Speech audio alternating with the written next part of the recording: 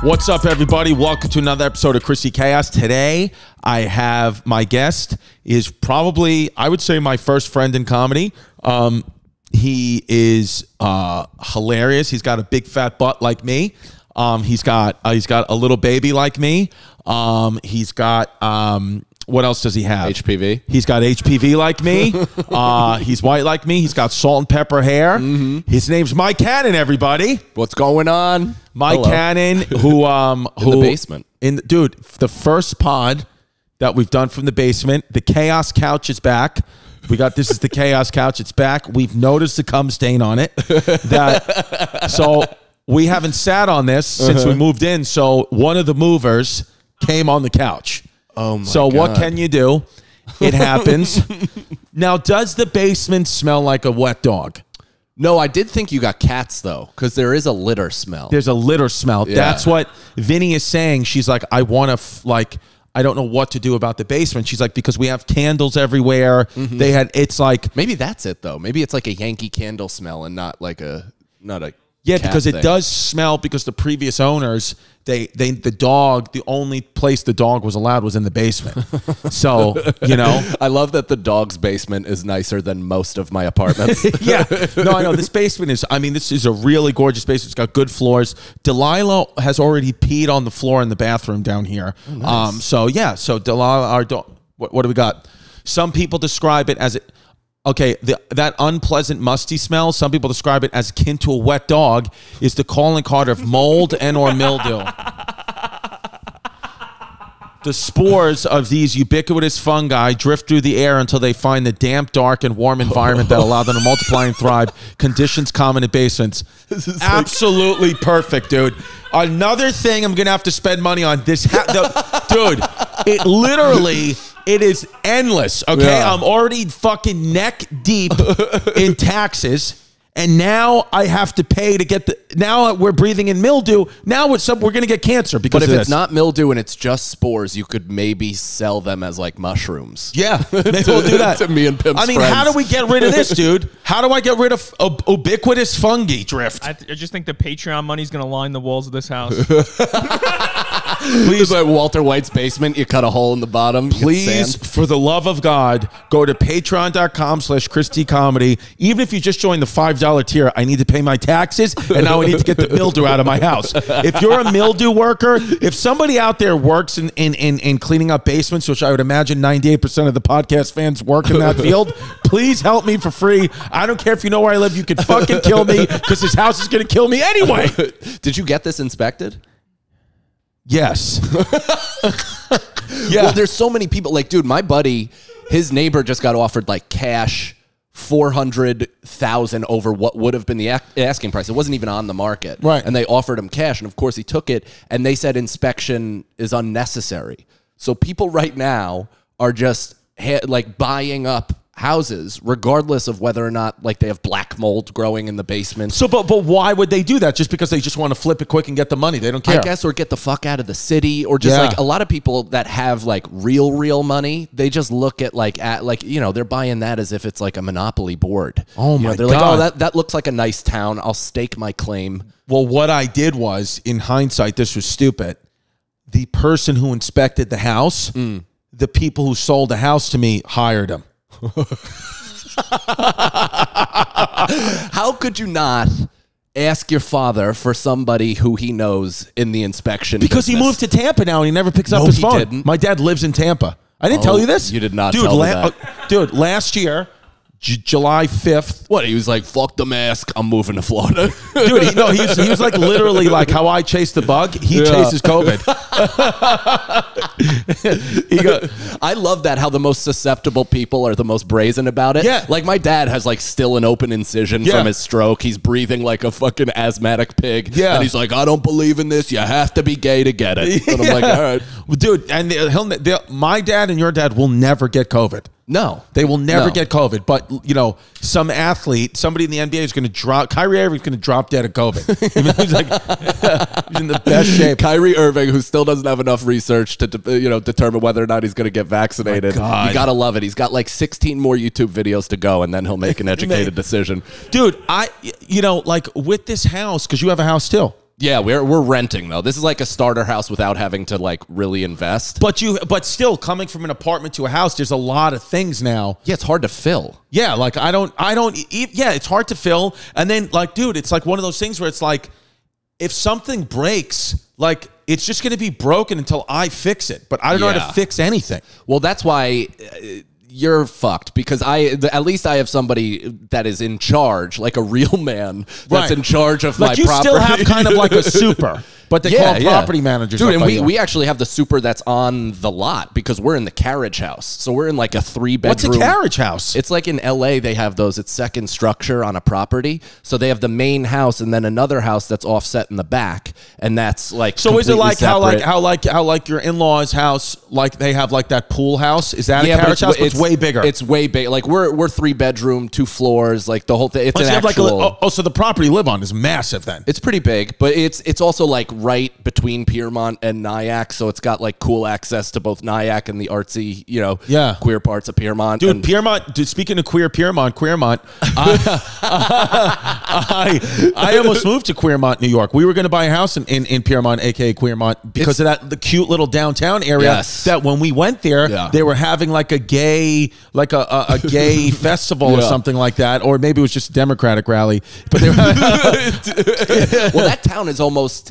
It's kind of similar to here because they do have like that, like they have the artsy fartsy part, but then they have people like really holding back from throwing rocks at those people on their porch. No, dude, it was beautiful though. The hills and the views and all that. We were gonna buy, and I forgot. Well, because we didn't buy because the taxes were really outrageous. Yeah, and then where we wanted to live on Staten Island because like the truth is like Vinny's family just can't be that far from a bus stop. They.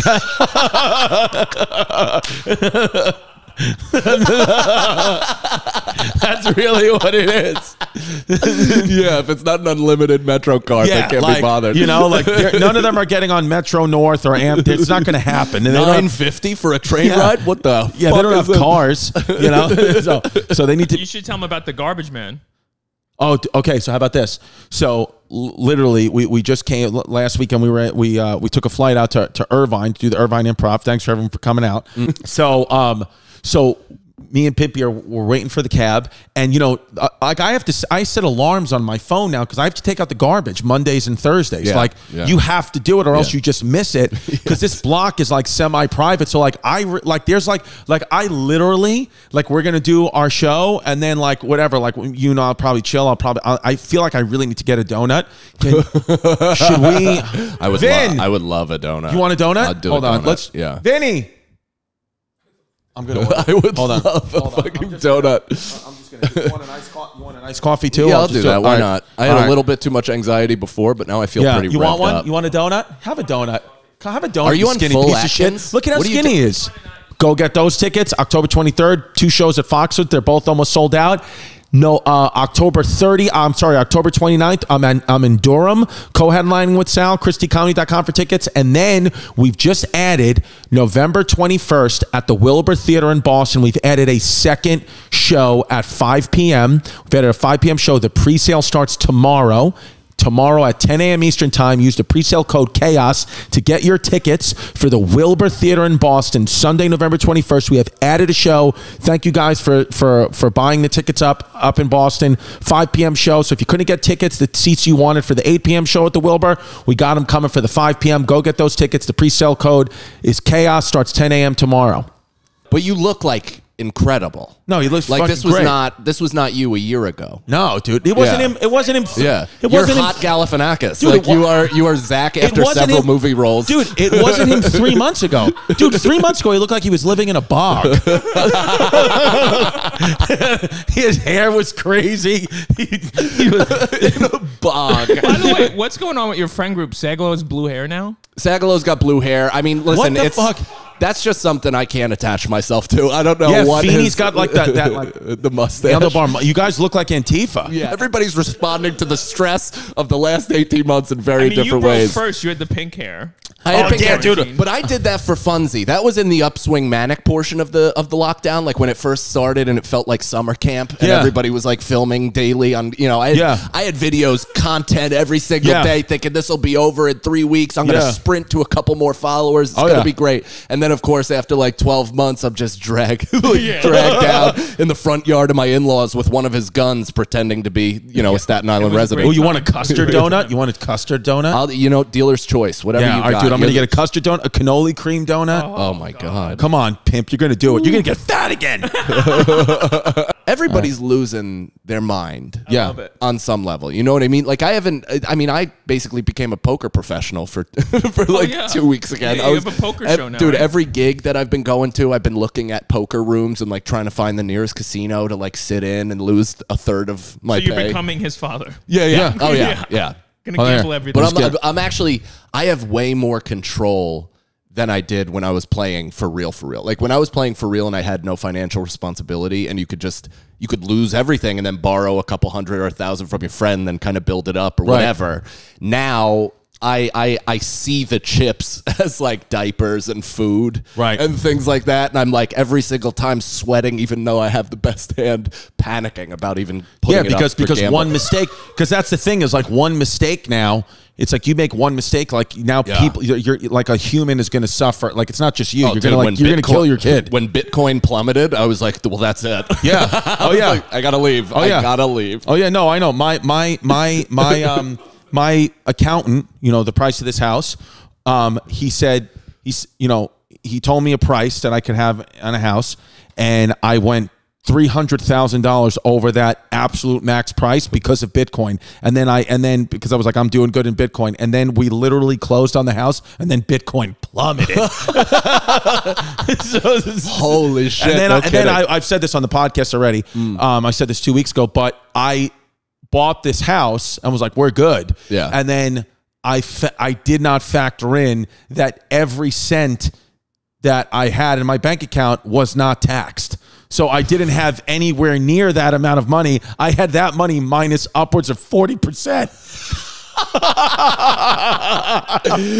Literally, the very first night we spent in this gorgeous home, we ate McDonald's because I was like, I need the check from the Danya Point Improv to clear. You're like white Wesley Snipes. Yeah. Oh yeah, I know. All my lawyers hit me up every day. They're like, hey, we know how to, tax evasion. It's a real thing. They're going to come get you. I'm like, don't worry about it. Dude, that used to be how. You remember Rabbit Hole when you were a guest on the conspiracy podcast? Yeah, I remember Dave. I just actually saw some shaman. Some shaman just went to jail because they were boiling boar piss for some ceremony, and they set like half an acre of woods on fire. And I thought it was Tim. No shit. Yeah. No, Tim didn't boil anything, but he would dig holes in the ground and bury bloody tampons. Interesting. As if it was like something from the woman to bury into Mother Earth. It was like something about that. Crazy. I think they had to come on them too or something. It was like truly bizarre. Interesting. Yeah. Yeah, dude, Vinny upstairs. We call it, I don't know if you know on the pod, we call it Vinny. She's got her period right now for the first time in like 10 years. It's just finally it's literally the first time since like 9/11 that she's not pregnant. Yeah. I remember Nicole explaining her first period after giving birth. She was like, it's like the boulder in Indiana Jones coming plummeting out of her pussy and just fucking shooting. No, I know. Everything. She was like, I got her like that. She was like, get me like the super big tampon, I think. So I got that. And then and then it's still not enough. She asked me to go get her a package of cotton balls. You have to line those on the outside. Wait, I just want to confirm that it's coming. Oh, great. Yes. Leonora's picking up your order. It's going to be great. Dude, I got cannoli cream donuts. We're going to eat it on the pod. This is the most excited you've been all day. I mean, I need it, dude. I'm like, I was like, because we took the red eye last night, which, first of all, LAX airport, Pimp and I got to the airport we had an 11:59 flight. We got there at 10:30. Everything was closed. It's like, dude, there's still football games on. Like, you know what I mean? Like we got to eat, drink beers. We couldn't do anything. We fucking, what did you have? I got a neck pillow and water. Yeah, and water. 10:30 at night? Yeah, and I got water and I got a dark chocolate Hershey bar. What do they have a curfew still? Is that No, why? it's so gay in LA. It's like, so we were in, so when you landed at LAX, we had the shows in Orange. You ever been out there to Irvine Improv? Yeah, yeah. You did Irvine Improv? I've never done that club, but I've been out It's there. awesome. Yeah. So You were staying in Huntington Beach, right? Yeah. You've been out there? Isn't that like a big, like, don't they have some real racial happenings out there? Did you feel like they had, was it like racial out there, Huntington Beach, Pimpy? That was some Trump town. It was, Yeah, it's Trump. Huntington Beach had like wild rallies during like the January 6th, like following that stuff, and there was some real clash violence on the There was a shooting streets. when you were eating gelato. Remember? Was there? The older fans were saying, "Be safe." There's a shooting active in Huntington Beach right now. Really? Yeah, I read about that. I wouldn't know because I was busy getting paintings with Emilio. This guy literally, we went to Laguna Beach and this guy wasted 2 hours of my fucking life in some dumb paint shop where he bought a picture. He bought a $400 painting of Kobe Bryant that the guy was like convincing him to buy. And Emilio was looking at it, he's like, I need this. It speaks to me. I played against Kobe Bryant when I was in high school. I was like, they literally are printing. That's a digital. That somebody, my daughter can make that on her printer. They're selling them at the CVS's. This guy's going to sell this to you for $400, and he bought it. There's no certificate of authenticity. No, and he just bought it in nice 2 hours while Emilio's wife and Homeless Pimp walked around and saw like the most beautiful things in Laguna Beach, and I was stuck in there negotiating fucking Kobe Bryant digital paintings that he got at the back of a photo booth at Rite Aid. You didn't even get the NFT. Nothing. I didn't get the NFT. Nothing, and I had to piss the whole time. And then you waited on a gelato line for an hour and a half. Yeah, but that was awesome. The gelato actually, and that play. I posted a picture of it on my Instagram. The gelato was like insane. Oh, that was like the 2 scoop yeah, thing, you saw right? that, dude. Yeah, It felt like I was eating a incredible. butt. I Dude, loved it. That's like how we were living on the road, where you would just treat yourself all the time. And Me and you? Yeah, yeah. Well, I just remember sharing rooms with you, and you know how to appeal to my lack of self-control. Yeah. Like, you're just like, hey, man, I'm going to get like 3 pizzas and a fudge cake. You want in? Yeah. And I'm like, yeah, of course. Pimp, dude. So I'm like so I do the same thing to you because you've said that to me. You said, hey, you're a bad influence. So I'm a bad influence friend. Yeah. I'm the friend like you shouldn't. I'm like, I don't do drugs or anything like that, but I'm bad with Yeah, food. I'm literally doing blow on the desk, and I'm like, yeah, I'll take that. And you're like, I'm a bad influence, dude. You should see on the road, he secretly gets Domino's alone in the hotel room. So That's addict behavior, dude. You want to know how crazy this is? I don't know if we said this on the Santino pod, but I'll say it again. If we said it again, we'll cut it out. Literally, me and Pimp were in the car talking like earnestly about like suicide. We were talking about like how like could we commit it, could we not, like suicide and like the pain that like our some of our peers commit suicide. Where we said suicide like 20 times. Literally, we both got ads for Domino's on our phone. 5 seconds later, it's like Domino's code word is suicide. They're like, do you need that extra little push? Have a stuffed crust. What's your go-to topping for Domino's? You know what, dude? I get a little weird with Domino's. What I do is I go the Brooklyn thin crust, like a loser, with banana peppers. It's funny you say Banana that. peppers are good only from Domino's. I get banana peppers and pepperoni. That's my go-to. There you go. Yeah, I've never met somebody else that also banana went pepperoni. Yeah, Domino's, and then I usually get the cheesy bread from Domino's. Is cool too. Yeah, I know. And dude, you ever had the brownie from there? They send it like in a pizza box. This literally on the Monster Energy drink tour. This was our go-to order, Dude. Every time at like 1 a.m. In 2016, me and Mike went on a tour. Was it that recent? It might have been before then. I thought it was 2015. Delilah, it was 2015. Delilah was like months old, so she was born in 2015. So it's 2015. Me and Mike went on the Monster Energy tour in like Albany, Pennsylvania, like all like these Syracuse. So we went, and I literally thought at that time, because like, I didn't understand the business. I was like, we're on a tour, like sponsored by Monster, so I don't have to do anything. Yeah, we have to do nothing. We're just gonna get there, dude. Like 5 of the 7 shows got canceled because we didn't promote it. Because I was like, I thought Monster promoted it, and they were like, why would they promote it? They were like, you promote it. That's why they hired you. You promote it, and then they sell Monster Energy in the back of it. So we literally, I think like 7. I think they literally the only ones. One of them we got to. The one that was like cool, looked like a Tim Burton movie in Bethlehem, Pennsylvania. The Steel Stacks. The Steel Stacks. That had like 20 people, but I think it's because it was in their smaller room. Yeah, I think they thought somebody else was performing. Well, but that wasn't your fault. That wasn't our fault. I'll push back against this because Monster, the whole lead into the tour and the reason why they paid you all that money, and as an opener, I got actually a decent amount of money too. Yeah. They were like, we got this. We're gonna have tastings in the lobby of every single show. It's gonna be a huge spectacle. You're completely like tagged on to what we have going on. And we found out that not only did they not promote it, but they left a giant, like 4-foot cooler filled with Monster at the Philly Helium. And we're like, just take this with you. Yeah, and to every other event. God. So now we have to shove it in the back of my Jeep, right? Isn't that how we just roll in one car? Yeah. We had me, Mike, Vinny, Delilah, little Tristan, and this bucket of Monster. That was Boston. Oh, that was Boston. Yeah, that the was left cooler. Boston. Yeah. Dude, that was the worst.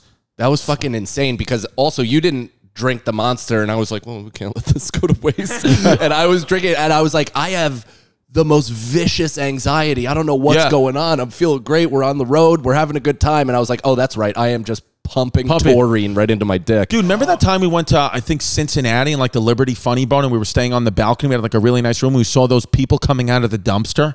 Yes. Yeah, we literally were, me and Mike smoking weed on the balcony. I was smoking weed too. You did, yeah. You were smoking weed on the balcony. You actually decided you loved weed, and that was going to be your new lifestyle. I loved it, dude. I loved it. I've been force feeding him edibles on the Patreon. Yeah, I know. It's been great. I know. What milligram? I've always wondered. The most he's done is 15, but usually a 10, and he freaks out after he showers for like 3 hours. Oh my God. We want to do an episode for the Patreon, patreon.com/Christy Comedy for the $25 level. We want to do one where I drink 4 Locos. That's a good and idea. Do it, right? That's because I found a recipe you can make the original 4 Loco at home. Oh my God, dude. Yeah. So we'll you're like the devil. I know. Who the fuck finds that and is like, hey, Chris, just in case you want to like. He's getting skinnier. He's like taking all my power. He's like, I'm getting fatter and bloated, and he's just getting skinny and hot. Do you think he's been hired by Jasmine, actually? Yeah. Like, he's trying his best to make you as unfuckable as possible. Yeah, just ruin his. We need you to ruin his life. It's like Space Jam for your dick. Yeah. Yeah. Yeah, dude. Dude, because Mike takes edibles is my thing, where I'm like, I take edibles and then I like do a sport or whatever, and we see how it degrades over time. Right. I stole the idea from this kid on TikTok who drinks a 12-pack of beer and checks in every 4 beers just to like see how his effects are, and it's hilarious to watch how he slowly, progressively gets blacked out throughout the experience. But like, we take 100 to 150 milligrams, and then people in the comments or in my DMs are like, "You pussy, 150. I take that before I pick up my daughter from school." Like, it's like, you're like, I'm a school bus driver. That's what I take to get my mind right for these little fucks. And it's the complete antithesis of what marijuana is supposed to be. It's like not supposed to be a cock swinging contest at all. It's supposed to be about expanding your mind, man, and getting empathy. And it's like people are like, "It's fuck you, you're a cuck." Dude, I was thinking about this, and I'm happy that you're on the pod, and I feel like there's like deeper meanings for everything. I've been really, because every time I think about this, I think of you. I really want to do ayahuasca, and I want to do it with you because you've done it before. I've done DMT. DMT, yeah. So take me through DMT. When you took DMT, the spirit molecule, which is, where do you get it from? You get it from a frog. It's derived from any living creature, including plants. But isn't it from like isn't there something specific about like a bullfrog? I mean, there's definitely bullfrog DMT. That's the one I want to take. I think there's like that's the one I want that flavor. So what I did, I took a DMT vape pen and I did it on a podcast, which.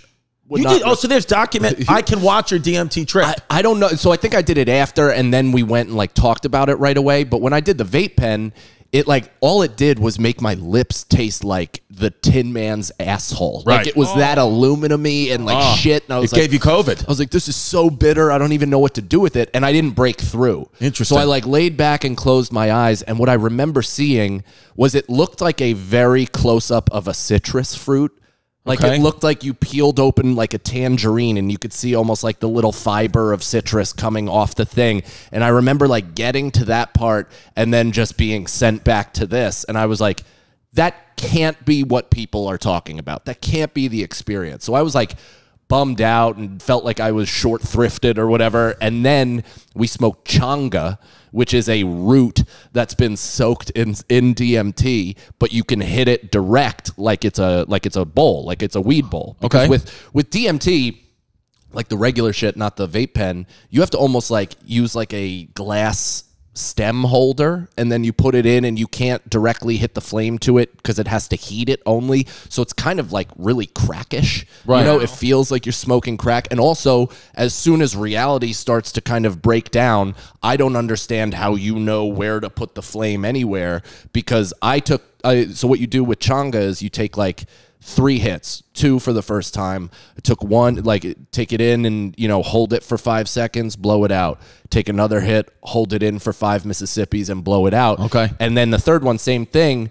But they were like, on the third one, that's when you like in the middle of it, you'll start breaking down. Off the changa. Off the changa, okay. Which is DMT. Right. So but that happened to me on the second one. So I took the thing and I went and just like kind of shot, like, you know, the slam zooms or whatever, where it zooms in, but then it expands super wide, and it looks like it's like a perspective shot where then the person is tiny on this like little raft in the middle of the ocean or something like that. That's what it felt like, where all of a sudden I'm just like, and I'm just in this fucking abyss. I had no idea what was going on, and I'm kind of like, I'm looking around, but I'm not this body. I am everything. What do you mean? See, what do you mean you were everything? Like you become like part of the universe again? Yeah. So you're an abstract being in the sense that I'm not looking at my hands and then being in space and like kind of like, you know, anti-gravity or whatever. You're just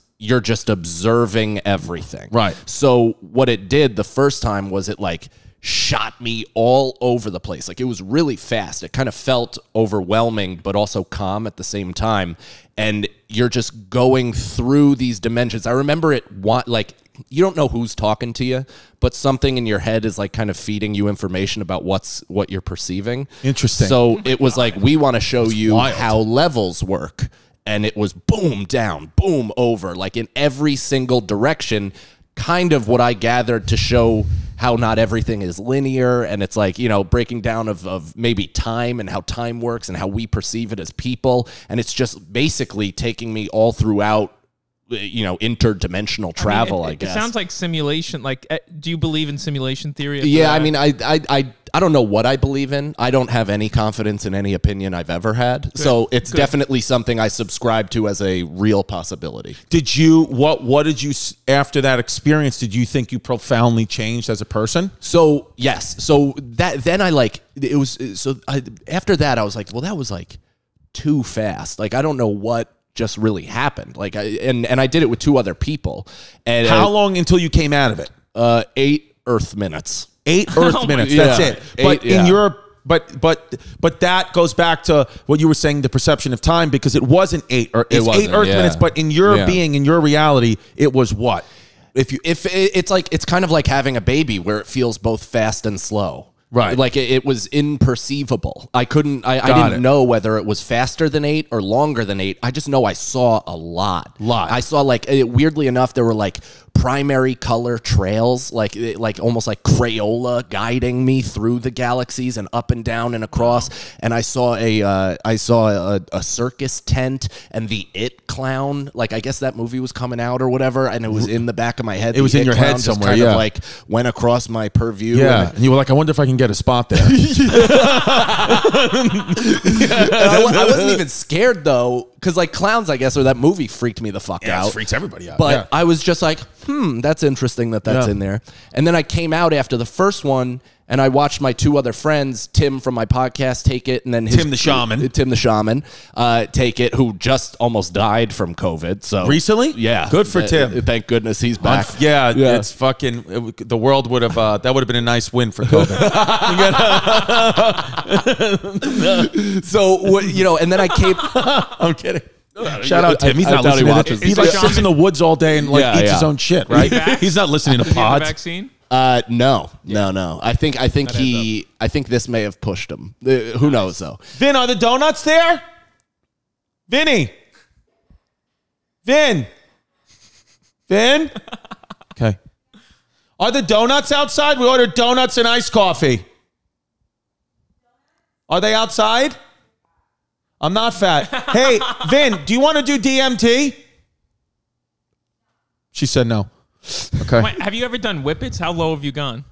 No. Nicole, my wife used to though.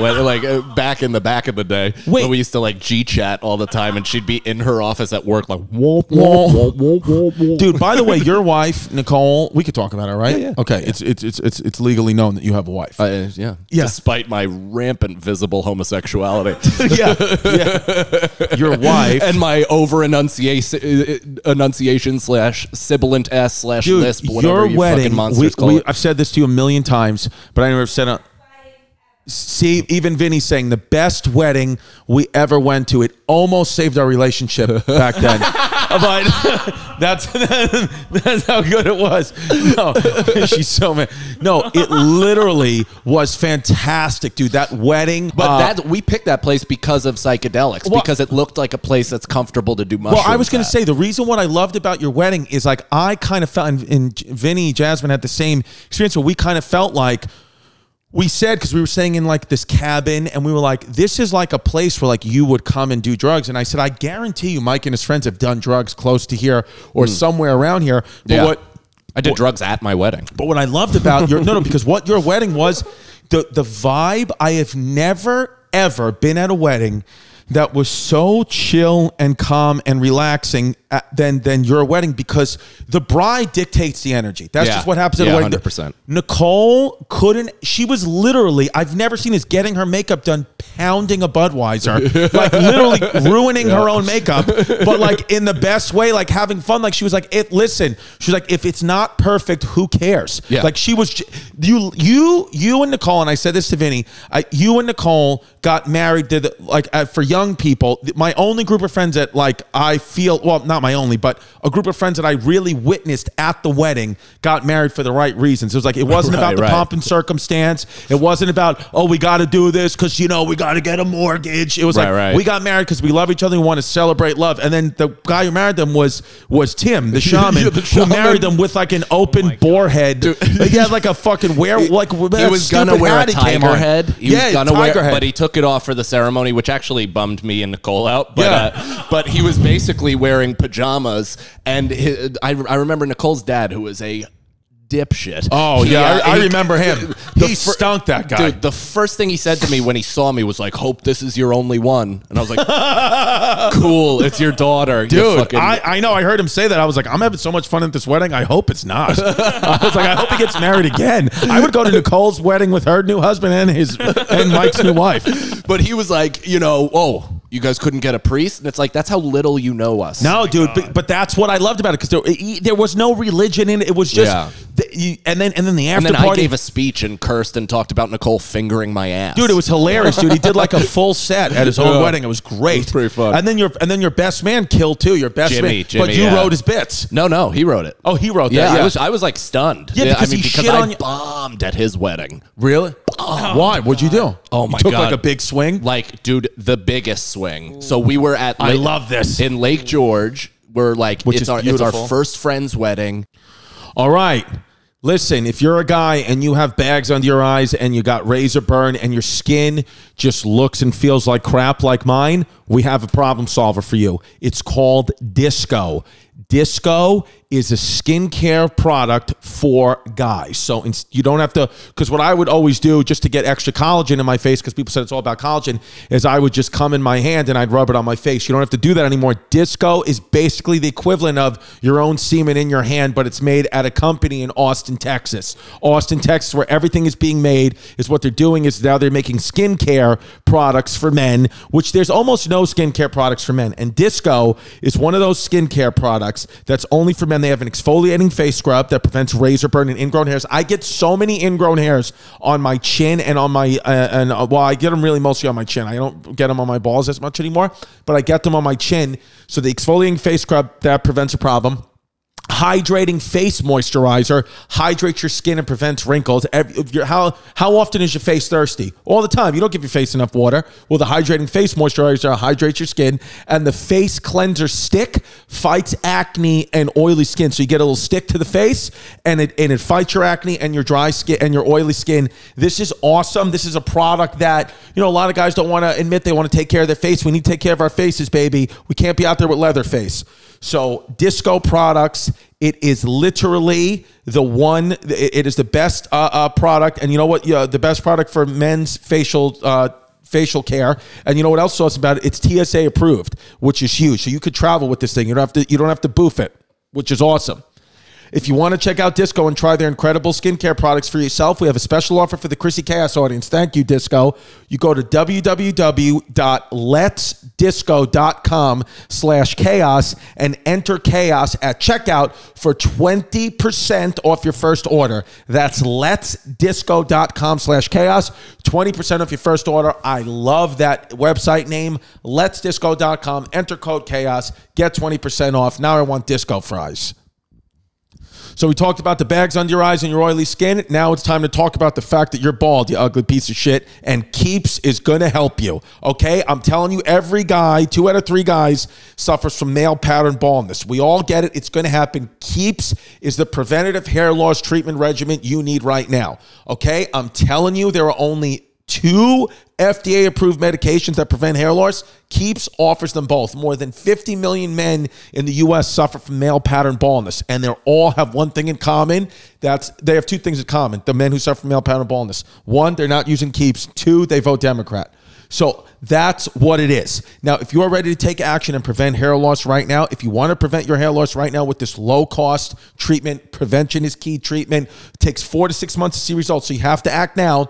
Go to keeps.com/chaos and get your first month of treatment free, baby. So this is no risk involved. If you just go to keeps.com/chaos, you will receive your first month of treatment for free. Free. That is keeps.com/chaos. Get your first month free. We're all pumped, but we're not old enough to like know how to behave. So we're just guzzling beers, doing blow the whole weekend, like being wild. We have inside jokes. It's our first brother to get married, all this stuff. Like, we're so excited. And we're a really tight-knit group of friends because we had so many people die, and we just became. Do you know that like, about him, about his friend group, Pimp? Like, so many of his friends die. They they drive off the side of cliffs in ice storms. Just where he relentlessly driving off the side of cliffs. Like 10 of his friends. It's insane. Really? Yeah. And a weird amount of young cancer in my town, too. You do have like a weird Final Destination vibe. Yeah, dude. Always. This is why I've just looked death in the eyes and I'm like, what took you so literally, long? when me and Mike used to hang out every day, like there was a time in our maybe for 5 years where we were with each other every day. I was like, I'm gonna die just for being close to Mike. So we're at this wedding, right? And I'm like, I'm gonna play it by ear. I'm not gonna really write a speech, like classic 5-year comedian confidence of just thinking we can just do it. We're like, we're the next Chappelle's. Just an absolute ass. And everybody, of course, like, you know, all the adults know I'm a comedian. They're like, don't be afraid to be dirty. Yeah. Don't be afraid, dude. Just let it rip. Let's see it. Like, it's gonna be great. Yeah. And so I start the speech, and we get in, we walk in, and I thought the maid of honor was gonna do a speech first, and then I would then get to, and I'm having like post-coke anxiety from the night before. Were you doing coke the night before? The night before, yeah. Nice. And I'm like feeling like my skeleton's trying to escape my skin. Yeah. And I'm like, you know, it's just uncomfortable. So I'm trying to like slug a little bit of booze before to like level out. And then instead of the bridesmaid or maid of honor giving the speech, she said no. And so they just brought me up. She did not want to do it. She got cold feet. She just said no. Yeah, she just cut it out. And then they brought me right the fuck up. So much for woman power. Yeah, I mean, well, a woman can't open for me. Kidding. I'm kidding. I love women. You know that, obviously, from the amount of STDs I've had. I am one. There you go.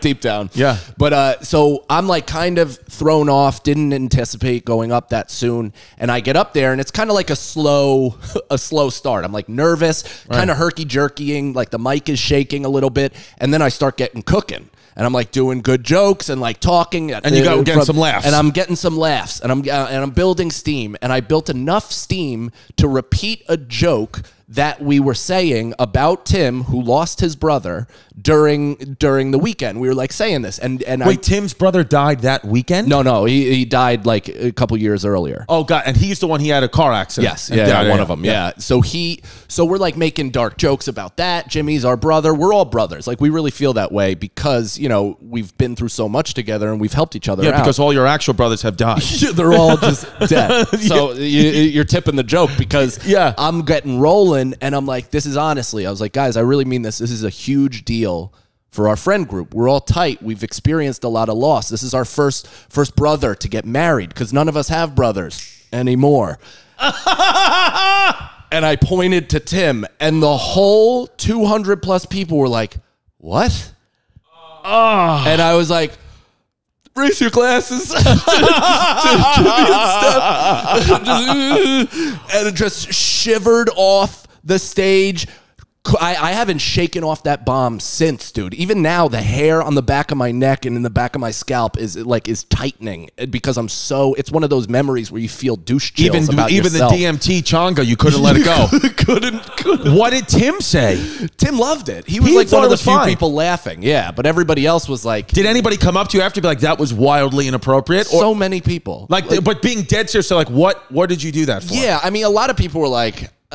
You know, and it actually dawned on me. Mostly people didn't know what I was talking about. They were just like, it went over their head. Yeah, they were like, okay, like we don't even get that. And then somebody was like, oh, one of their friends' brothers died. And they're like, what is your fucking problem, dude? And I'm like, yeah, you're right. You know, people were telling me to be dirty. That's not dirty. It's just morbid. Like, there's no reason. Oh my God. Yeah, and then of course he, the non-comedian, comes to my wedding and then throws 9 shutout innings. Yeah, like a perfect performance. Perfect. Just I remember him ripping. Dude, I remember having legitimately so much fun. I got plastered, and I told you, it was a wedding where I was like, this is, you know, we're doing it for true love, which was awesome.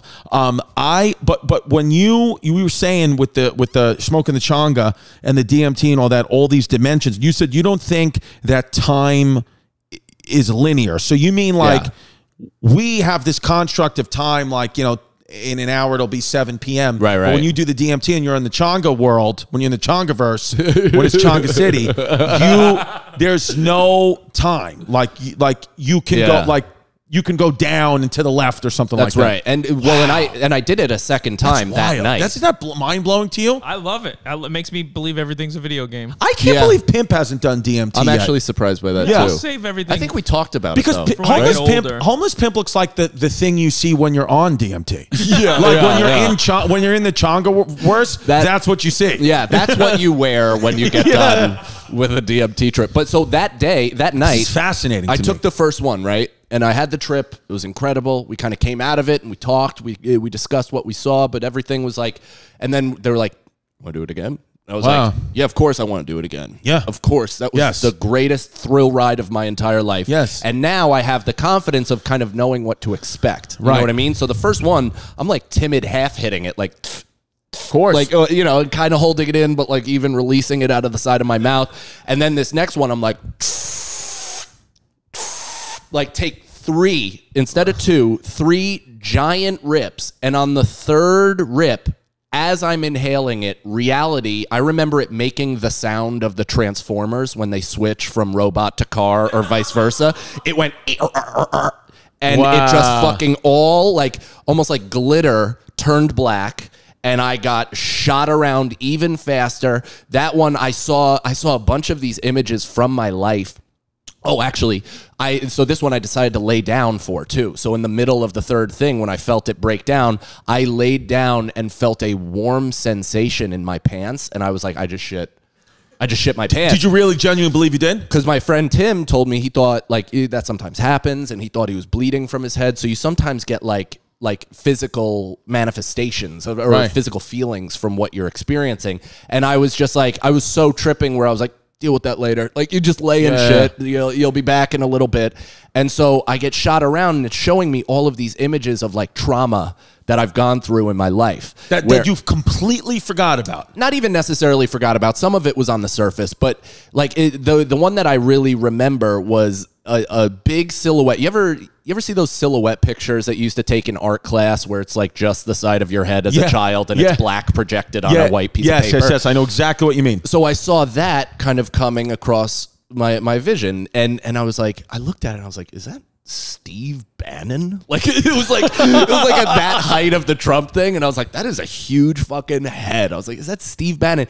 And it rotated, and it was my father, who kind of has the exact head. Your father, Steve Bannon? He kind of looks like him, to be honest. Wow. But he turned, and it was my dad, and wearing glasses, and I looked at him, and as we're looking, his head stretched sideways, like it was like a cartoon, like, and it burst, and then it shot me to another trauma that burst, another one burst. Wow. These things were ripping apart and bursting in front of me, where specific traumas, where I took that as like, let go, like, you know, which I still have not, but it's like, let go of these, let go of these things. Like they're just holding you down. These are like emotional baggage, all that stuff. And I get like shot through all these things. And then I sit up and I look at both of my friends, and they're both with their backs towards me.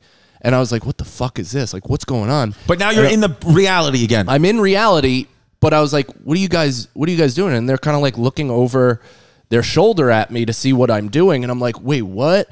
And I realized, I was like, oh, it's not over. And I laid down, and I'm still in the heat of the trip. And I looked up, and it was similar to a mushroom experience where the entire ceiling was like almost translucent avatar color skin, like purple, neon blue, but it looked like a snake reptile. And then I looked, and the divine feminine, the blue woman, who people talk about a lot when they go on psychedelic trips, was there. She was on the ceiling, and I was looking at her, and she was looking at me, and she was breastfeeding. And I was like, hot? She was hot. Yeah. I mean, she, you know, for a spiritual you think being. she most likely is Latina? She actually looked real pure white. There you go. Yeah. You see? Yeah, we are. Well, not, whatever. So the blue woman. You know, did you know where I was going? So I'm looking at her, and she's breastfeeding, and I was like, my first thought is, fuck, Nicole's pregnant. Like that. Right. That was like, oh no, I'm not ready for this. I don't even know if we were married at the time. Like it was just like, oh shit. But then I kind of like came to you do want kids. You've wanted kids your whole life. You talked about it. You're great with kids, like all this stuff. So that trip actually gave me like the wherewithal to understand that eventually I was going to be a dad. And without that, I may never have done it. Really? I really think that, and then after it was over, so I like kind of came out, and this one was like 12 to 14 minutes. It was a lot longer because I took a more like a bigger pull. And I came out of it, and I was like, I could jump over a car like Kobe Bryant right now. Really? Like a speeding Ferrari, I could leapfrog that thing. I feel so fucking good and reinvigorated and ready to just tackle life. It's like I completely understand why people do this. Holy shit, dude. That's fucking... Do you want to do it, pimp? Seriously. I mean, I probably would want to do it later. What age were you when you did that? It was like 6 years ago. Should you not do it when 30? You have kids? Like, would you do it for the first time? I wouldn't do it already around. Have a father? I wouldn't do it around them. No, obviously, yeah. But I would do it again. I would do it in mid-30s. I mean, you should definitely do it. Why not? I've done mushrooms since I've had a son. People say that taking psychedelics like that, it's obviously a coin flip, but people say like you can, like if you have like anxiety disorders, depression disorders, that can heal it because you see how bullshit it all is. It also could heal addiction. Like there was a Vice documentary on like I think it's ibogaine or something like that, but it's a similar thing to ayahuasca, where a lot of them would go out into the desert and do these like month-long retreats where they do ibogaine or ayahuasca and confront all of their shit. So like that's why when people are like, I had a bad trip, man, it was fucked up, it fucked me up, I'll never do psychedelics again, and it's like you actually wasted that because that was a great tool for you to face exactly what's fucking with you under the surface, right? And you didn't even realize that gift, right? Because any bad time I've had during psychedelics, I've realized it's because I'm suppressing a lot of whatever I'm upset about, depressed, angry, whatever it may be. And then I'm given the opportunity to not only face it, but fucking let it go. Right. And that's what I think, because I did the ayahuasca or the DMT and got like saw the, I mean, physical example of all my traumas ripping up in front of me, that I was like, oh, that's what that is. Wow. Yeah. Dude, it's like, I think it's a must. Especially doing comedy and I think you have to do it. Well, everybody in Silicon Valley does it. Vin, everybody. Come here. Everyone. No, come on. No, you're not going to be on camera. No, I want you here. Listen, we're going to do DMT. We're going to do DMT. No, because we have children. I know we have children. So does Mike. He said, "Look at how good Mike looks now." Yeah, no. What are you doing? Look, come on. You. Wow. All right, here. Oh, beautiful. Here we go. No, I think it's a perfect treatment for like a midlife crisis. That's what I'm saving it for. Yeah. Right. Hold on. But let me. It says here that people commonly run into an elf-like being. Did you see that elf-like being? I've heard of that. I don't think I ran into elves. Like my friend Tim ran into elves, and he also ran into this, like, I think it might have been blue, it might have been purple, but it had like a leather tail. It was almost like a platypus mythical neon creature. Interesting. Like there's Shane Moss. Do you know who that is? No. Comedian. Really funny dude, but also like he is deep into this shit right now, but he also is really smart in the sense that he studies the brain. So like what I think is this cosmic experience. Look at this, dude. Oh my God. Oh my God. Dude.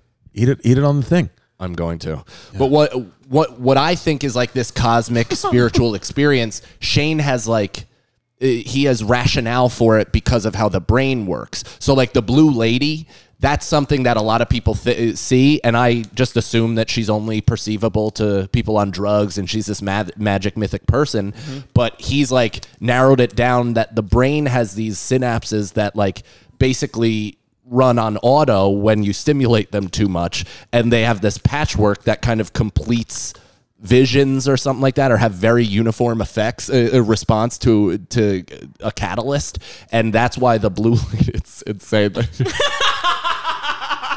I'm listening. Slugging custard. Tell him the mysteries of the universe and brain. No, I get where your friend's coming from, but at the same time, as a comic, wasn't part of you watching all this going, fucking hack? This is like a hack. Yeah. Part of me that saw her was almost like, was bummed that I'm not more original. But let me ask you this, though. If everybody, this the cannoli? Yeah, that's cannoli one. Take it. If everybody sees that blue woman, this is like a bacon, egg, and cheese cannoli sandwich. How many calories is that, Chris? Dude, don't worry about it. But let me ask you this. If everybody sees that blue woman and it looks exactly the same, is it the blue woman is in the DMT, or is the blue woman in our brain? Or is the, well, and you want to get real freaky, DMT is currently in your brain. Mm-hmm.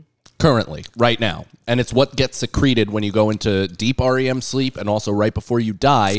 And now it's said for, it's like the scientific explanation is that it like eases the dying process, and it's almost like organic morphine, where it makes you not care or whatever, and it's a human defense mechanism that we've picked up. But then if you want to get into like the shamanistic shit, it's supposed to like transition you into whatever the next phase of consciousness is, which might be just abstract no more Chris, or could be just something completely different. And also, some people think what we're currently experiencing is a DMT trip from our previous life. Wow. Like we're dead like right now. We're dying somewhere. Yeah. But this is, you just die. It just takes an average of 80 years. Yeah. Well, I got high on the show one time and I said, I think history's the being and we're the organs of history. Mm-hmm. That's what it feels like. We're just waves of assholes. Yeah. Yeah.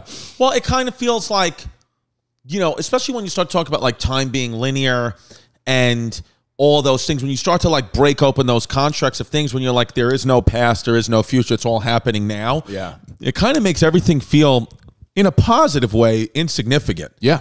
Where it's like, to all R. Kelly, by the way, To all my R. Kelly just tweeted to all my fans and supporters, I love you and thank you for all the support. Today's verdict was disappointing, and I will continue to prove my innocence and fight for my freedom. Hashtag not guilty. He got convicted about 35 counts of, child sexual assault. And he's going to do life in prison.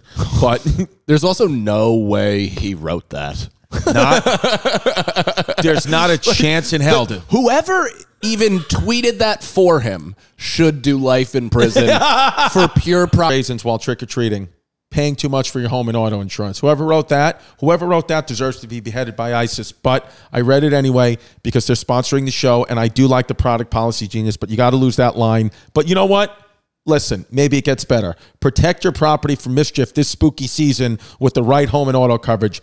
Whoever, literally, if that person isn't writing that while they're sitting at home with COVID, then I don't know what to do. That literally, you better have brain fog from COVID when you're writing shit like that. Does your home and auto insurance have you saying, oh my God, I'm spending too much? Then let Policy Genius look for lower rates for similar coverage. Literally, I want to send anthrax to the writer's house, who's ever writing this shit. But I'm reading it because I haven't paid my taxes.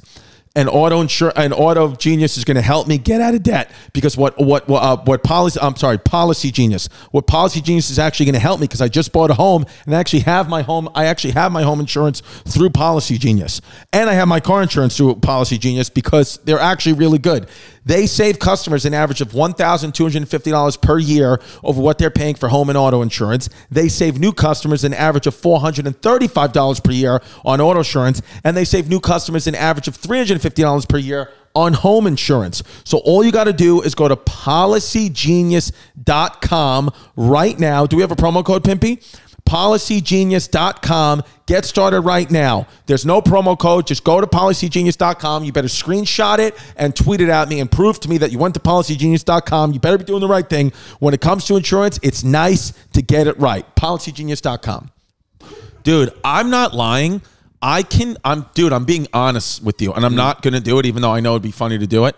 I could eat that entire box of sweets. Could you eat every bite of that? The whole box in one sitting? Yeah. I could eat every bite of it. I don't know if right now, but like if you had me with no cameras and like just at my worst in a fucking dark corner, I could do it. So, and what's going to happen is tomorrow, I guarantee you one of my kids is going to take that to school with them. That's what's going to happen. That's fucking awesome. Hopefully there's no peanuts. I know. It's literally, if you can only have sunflower butter in my daughter's school. If you show up with like almond butter, it's like you brought a gun to school. They call you, like they'll call the police. Like it is, by accident, Vinny gave Delilah, instead of a sun butter, you can have sun butter sandwich. Instead of a sun butter sandwich, you gave her an almond butter sandwich. And Delilah said, oh, I think my mom accidentally gave me almond butter. I'm like, who taught you to be a rat like that? Like, so what? Like stop doing that. But they you know what they do? Like, this is like so ridiculous. They made her eat her almond butter sandwich, removed her from the class. She had to eat the almond butter sandwich facing the wall. Because what the fuck? Because they were like, oh, just as a precaution, so none of the peanut, we wanted to still feed her, but none of the peanuts, just in case, some of the kids has an allergy to peanuts. I was like, I talk about this on stage a lot, but it's like, why is all this happening now with the peanut allergy, nut allergy stuff? Because it didn't happen when I was a kid. Genetically modified foods. You think that's what it is? Yeah, I don't think it's like weaker genetics or anything like that. I mean, granted, there are people that are reproducing that have no business reproducing. Sure.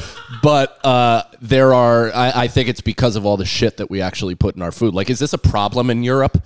Do we know if France has a peanut allergy problem? I doubt it. No. I doubt it. They're like eating fucking baguette peanut butter and jelly sandwiches. Dude, where you went to school, you never met anybody with a peanut allergy, right? Did they have peanut allergy tables when you were a kid? No. No, right? No. You could just bring in whatever you brought in. No, I went to elementary school in a largely black neighborhood, so kids had like fucking 2 liters of grape soda for lunch and shit. It was like legitimately insane. It was that like level of parenting, because where I grew up initially, not in Rockland, but right outside of West Point in Highland Falls, it was like, I don't know if it still is, but it was a little poor, So a lot of the kids were either looking out for themselves or they had young parents or whoever that was just kind of like sending them to school with whatever the fuck they had around the house. Yeah. And it was kind of a sad state of things. Of course. I mean, yeah. What peanut allergies, they say, is one of the most common food allergies, which affects over 17 million people in Europe. The prevalence of peanut allergy in Europe has doubled between 2005 and 2015, and around 2/3 of schools in Europe currently have at least one child at risk of anaphylaxis. So something is happening. So maybe I'm wrong, yeah. But here, Google this. Has that ever been said on the internet? Maybe I'm wrong. But here it is. Here it is, pimp. No, here's what I want you to Google, because here's where the answer is going to be. Google, is there a peanut allergy problem in China? And then we'll know. If they don't have a peanut allergy problem, then they're the ones doing it. Do they even eat peanuts? It has been reported 0.67% in Singaporean children. Almost no cases of children in China and Thailand of peanut allergies. So what does that tell you, dude? I wonder if that's true. They made it in a lab in Wuhan. Do you think it's like just the daughters that they have to kill and they just shove peanuts down their face and that's how they Dude, how crazy is that? Themselves? It is not a peanut allergy is not a problem in the Asian community. That's wild, dude. You know what? Not even Thailand, because Thailand they cook at least with more peanut. Oh yeah, because Thai peanut. Like they're more of a sesame people, the Chinese. Nice. Yeah, that's funny. Is it racist if we call Chinese the sesame people? Is that? Okay, Ohio haunted house actor accidentally stabs 11-year-old boy in foot.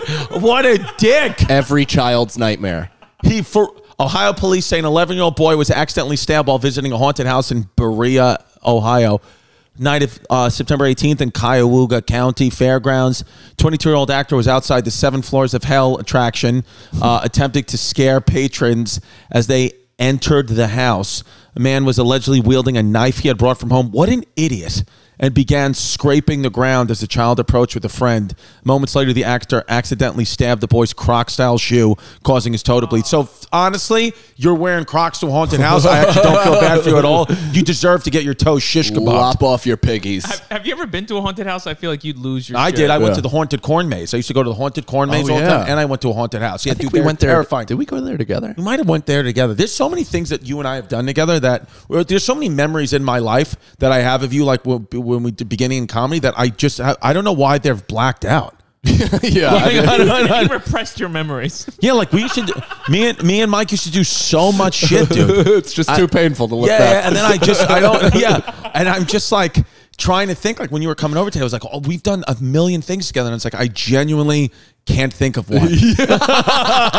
Well, that's how I am though too, is because like I can't conjure memories, but I can be prompted. Like so you asking me about DMT, that then starts flooding my memories and I start to remember it. But if like somebody was like, if anybody didn't ask me a specific question about how it made me feel or anything like that, I'd just be like, yeah, I smoked it and it was cool, man. Yeah, like you, even us just talking. I remember one night we had a great night. We used to run a show on like in the Lower East Side somewhere. I forgot where it was, but we had so much fun. You and all your friends came, and then we had went up, had like pretty decent sets. Mike and I were like, we were 3-4 years in comedy, doing it every single night. And then Mike's sister went on stage, who had never done a minute of stand up, and absolutely annihilated. And we were like, we quit. Mm-hmm. Yeah, I remember that. That was night. at Home Sweet Home. Home Sweet Home. Is that still there? I think it must be, but they had like stuffed foxes on the bar. Like it's such a bizarre fucking place. And my buddy actually ended up like asking us not to do the show there anymore, even though it was like a dead Tuesday and we brought 48 people there. Why did he not want us to? Because not everybody bought a drink. Yeah, and I was like, you have like six morons sitting at the bar that like, they're still ordering their drinks. Like you're not losing anything. Yeah, guys. I remember. I kind of remember that kid. Like vaguely remember that kid. Yeah. I remember him stinking. Now, what's the strangest thing you've witnessed Chris do on the road? On the road? In the early days. I remember. So Chris is like instant in his underwear. Like as soon as he enters the hotel room, instantly in his underwear, which takes you a little. It took me by surprise at first, but then you get used to it. But it is like underwear mixed with deep picking. Yes. Like deep, like shifting and picking. By the end of it, I had like a full 3D scope of what his cock looked like behind a thin layer of cloth. But the weirdest thing that we ever did was we had our own rooms, but I came to Chris's room and we slept in bed and watched Wedding Crashers on his phone. I remember that. I do remember that. You guys might be gay together. Yeah, I do remember that. And I remember Mike, literally, I'm not even saying this to be funny, literally every single hotel room we stayed in, he had diarrhea in every single room. He diarrheaed at least once. Yeah. Like constant diarrhea. When I was drinking, I couldn't really go like a few days in a row with solid shits. So what was your average night of drinking when you were like that? Oh, he used to get in terms trash, of dude. dude, Like you how remember many drinks a night? it would be like, let's say like 3 double vodka sodas or 4 double vodka sodas. Like You in would that, drink a lot of beer, though. but that was back then. I drank a lot of beer, but like when I was drinking, like when I had a fucking issue and I realized that it was an issue, I would be like on the train into the city to do a podcast at like noon, hungover from the night before, having a flavored seltzer with 2 airplane bottles of vodka from the hood On liquor the store. train. On the train, yeah. Wow. Just to level out, yeah. Oh, yeah, see, but you haven't had a sip of alcohol in how long now? It'll be 3 years in December. And you think you'll ever go back? I don't know. don't I care. mean, I just kind of like, I stopped because of in solidarity with Nicole when she was pregnant. When she was pregnant, I knew right. you did that, and I I was did like, that, oh, you yeah. know, like that's. Kind I did of a that for cool- Delilah. I did not do that for. I was drunk as Violet was being born, and Jasmine was furious. I was a little stoned at the Yeah. beginning of the delivery process for crew for sure. So you're still I still smoke smoke weed weed, into the yeah. changa, yeah. Yeah, Now yeah, does yeah. Nicole drink, or she also has She to does, drink? yeah. So Yeah. so you went to the solidarity thing, and then you just still are like she's still in your mind she's still pregnant. Yeah, I just like being thinner and not being hungover. Like the hangovers were what fucking destroyed me, dude. Yeah, which you don't get with weed at all. Yeah, and the anxiety and depression that I was getting it because the endorphins that flood your system when you're boozed up and then they're completely gone the next day. So you feel like not only are you feeling shitty because of what you did to your body, but then the psychology behind it, I'm like close to, I was having legitimate like suicidal ideation, like I constant. guarantee you're gonna get a text from Domino's. Right now. They're just gonna start sending you pizzas. The slices. It's like, yeah, no, I mean, because I remember not that you had a drinking not at all, but I remember we used to drink a lot. We used to drink a lot. Yeah, but that's awesome that you could do that for 3 years, and now, yeah, I really want to stop. I want to try to do that with sweets. That's probably harder. You think that's harder to? I want to quit sweets like somebody quits alcohol. Like have sobriety from sweets. But you think that's harder?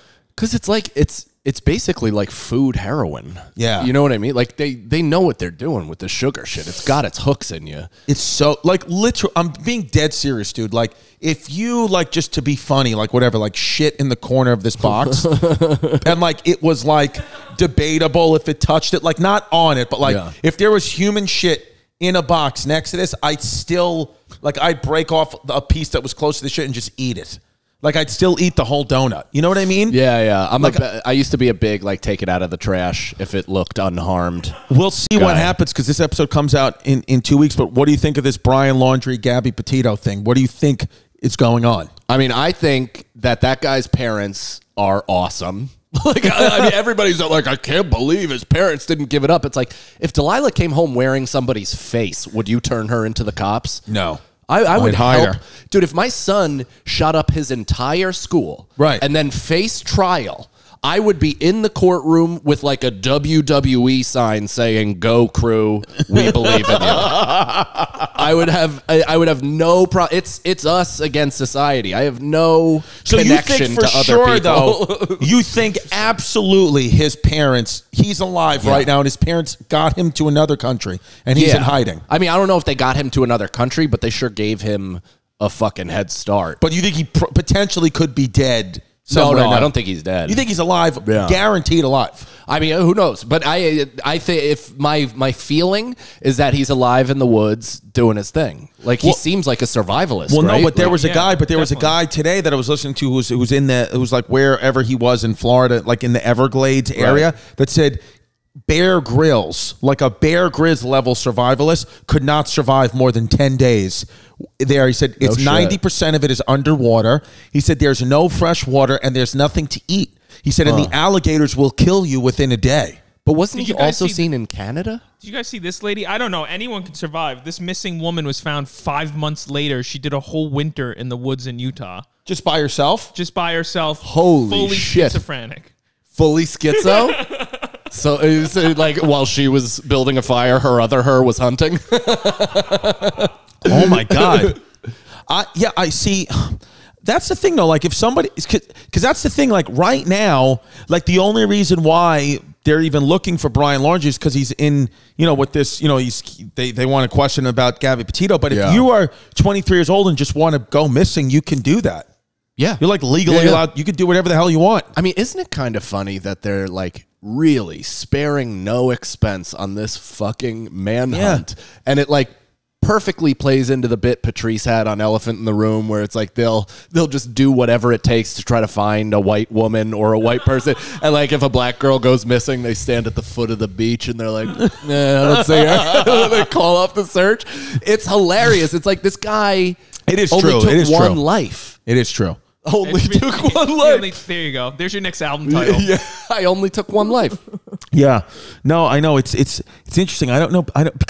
Because there's also like they think like he could be like a serial killer because like they think there was like 2 people that died in like a Utah hippie commune a week before. But the internet solved this. The internet is the one that found Gabby Petito's body. How crazy is that? I mean, you know what's crazy to think? You guys have probably crossed paths with a few serial killers on that Monster Energy tour. Yeah. Dude, we've crossed paths with serial killers at open mics. Oh, yeah. Oh, yeah. Do you remember that one cop who, weirdly enough, like this is why I don't talk to my uncle, but he like 2 weeks before Nicole gave birth, he like sent me an interview that he did with this one cop that we used to do open mics with, where the guy was like proving the Central Park Five's guilt. and this cop used to go to O'Hanlon's, get liquored the fuck up. Yes, I remember. What was Eric something? Eric something, yeah. But he would scream racial slurs at the top of his lungs at the open mic and then get blackout drunk. And then we found out, it's in the New York Post somewhere, you could find this story. This cop got boxed up at some bar, I think it was at an open mic, went to the bathroom, was throwing up, felt his gun digging into his hip, put his gun on like the top of the toilet, threw up, went back to the bar, slammed a few more drinks, realized he forgot his gun in the bathroom, went back, and it was gone. Yeah. Gone. Somebody stole his service weapon. Yeah. Yep. I remember that guy. I forgot his last name, but that guy has to be dead. There's still, no way he's that still guy, living. And he's a lot. You know that guy? He was on my uncle's podcast. Recently? 2 years ago, right before my son was born. Right before. What does he look like? The same? Same. Yeah. My My God. uncle's podcast. Oh. Yeah, dude. Dude, I'm telling you, dude. So I was watching TV once. I saw Mike's dad in like a diabetes commercial. I was like, what is happening? It's old Tinder. Oh, what? Oh, is that what it is? It's old Tinder. Yeah, my dad is like the face. Can you Google that commercial? What's the company? I forget. Just look up like old Tinder or something like that. Yeah, we can, older version. What's your dad's name? Old person Tinder. Whatever. Yeah, it's all Nick Cannon, whatever it is. But it's like, it's old person Tinder, and people routinely send me the commercial because it's like plays off the hook, which sucks for him because I'm sure it was a buyout. But he's like, yeah, he's fucking, when you're old and got a soft putty dick, you got to try to find somebody. Yeah. And, that's it. Swipe. Did he audition? Yeah. My dad used to be, so this is like, I think I've said this to you, but this is how how toxic Irish my family is that since I became a comedian and since I started doing even okay, 2 of my uncles did stand-up comedy and my dad went back to acting. Yeah. So, and that's not like, this kid inspired us. It's, if this fucking homo can do it, I can do it. So we're going to do it. And my uncle Jimmy, who is legitimately, maybe organically the funniest human being I've ever met. He's like 6'5", 450 pounds. He has a high and low voice at the same time. It like harmonizes with itself. He did comedy twice, crushed, and was like, I beat the game. I don't have to do it anymore. Quit. And then my other uncle, who still does it, is maybe organically the least funny person I've ever met. Right. And he's just liberally dropping my name at every open mic and bar show that New York City Have comedy you ever has thought offered. about going on tour with all of them? Instead of the Von Trapps or the Von Cannon family assholes. Yeah. The not Nick Cannons. Yeah. The unsuccessful cannons. Yeah. The actually funny cannons. Dude, I know. It's so funny. What is this? Olivia Wilde and Jason. Oh, but that's old. Olivia Wilde. This Will Smith on open relationship with Jada Pinkett. Marriage can't be a prison. Well, so I guess they're now finally coming out with it. what they're saying that their relationship is Will Smith is gay, right? That's the rumor. Is he gay? I mean, he's definitely creepy. I don't know. Well, that's the rumor, and like apparently he was super into Scientology, which has been known to try to convert. So maybe. So when that's the thing. Scientology, they make you be gay. They make you not gay because Travolta was gay and still apparently is, but like outwardly they make you present as not gay. Yeah. Oh, so I can't do Scientology then. About them, I want to know the truth about them. Yeah, they might be aliens. They might be the Blue Lady. Poor Kelly Preston. R.I.P. It's so interesting. Best side tit in movie history, Jerry Maguire. Oh, yeah. When she's fucking Tom Cruise against like a bookshelf. Yep. Yeah, Google Kelly Preston side tit so I can get a boner. Scientology actually probably got her that part. 100%. Because Tom Cruise was dude, when you realize the the nepotism now, it's like, dude, like Cameron Diaz, they all were... Yeah. They all were. Look at Tom Cruise's body too. It was incredible. I mean, unbelievable. Isn't he what? Like 5'6"? Yeah, he's like but he's 1 of those guys. I mean, it'd be like banging a trophy. I love it. There are some guys where it's not gay because it's just such. It's like an optimal body. If I told you, hey man, look at that when she's on top of him, like back to the fucking bookshelf. What's better than that? Like if I told you, like, hey man, like I had the opportunity and I took it and I made out with Leonardo DiCaprio, you'd be like, awesome. Like I wouldn't be gay for that. No. It's like, what else? What are you going to do? Not do it? Yeah, I would. I mean, there's a litany of men that I would sleep with and not consider it homosexual. Yeah. I would, if I met Eli Manning, I would suck his dick just as a thank you for 2 of the greatest nights of my life. Seriously, I would too. Yeah, and he would just moan like this. Yeah, make half deaf, half retarded noises. Yeah, dude, you know Joe Coy and Chelsea Handler are dating. Interesting. Yeah. I get called White Joe Coy because of my, I guess, an over enunciation. Dude, pull up the picture. Pull up the picture of Mike Cannon and Osama bin Laden when he did the side by side. It was this dude. Mike Cannon looks like Osama bin Laden. It's kind of crazy. Yeah, like. Where I think it was that actually first result. Yeah, right there. Could it be? Look at this. Look at that, dude. I mean, dude, look at that, dude. Yes. Now, did somebody on the internet say, "Hey, you look like Bin Laden"? Or no, I saw it and I was like, "I look like Bin Laden." You were like, "Am I Osama bin Laden?" Dude, could you imagine like you are Bin Laden? If somebody MK Ultra'd me, you really did, dude. You did DMT like in '99, and you're Bin Laden. I was a Manchurian candidate, and I orchestrated the fucking. You're responsible for 9/11. Yes. Go see him on tour, dude. If I had his height, though, I would have gone D1 basketball. 100%. That's the only problem. I've never seen anybody look more like Osama bin Laden. Isn't that crazy? Do you see it, Pimp, or are we being crazy? I see it. I bet they even have the same families. Yeah. Bin Laden hates his dad. Yeah. Unbelievable. Wow. So fucking speaking of bombs, where can people see you?